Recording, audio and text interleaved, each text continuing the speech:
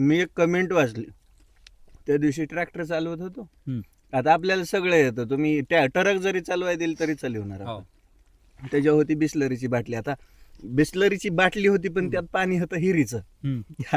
मग काय म्हणे, बिस्लरीचं पाणी पिणारा शेतकरी. आता राजे हो, आम्ही दिसतोच राजबिंडे, त्यात आमची काय चूक आहे.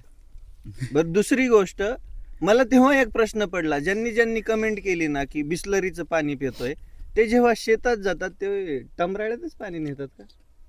टमराळा माहिती ना कशासाठी? बादलीत 5 लिटरच्या ड्रामात. अरे, बौद्धिक दिवाळखोरीत नकार जगत जाऊ. बाटली म्हणजे पाणी वाहण्याचं साधन.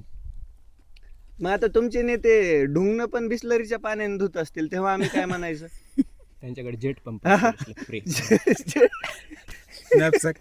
अरे म्हणजे काय बोलावं तुम्हाला, म्हणजे म्हणे बिस्लरीचं पाणी पितोय आणि ते ट्रॅक्टरवरती बाटली सोन्याने लावली होती बरं का. आधी असतेच ती कंटिन्यू, शेतामध्ये ट्रॅक्टर चालवायचं म्हणलं बाटली लागणारच ना. पण जाऊ दे, आता काय टाकलं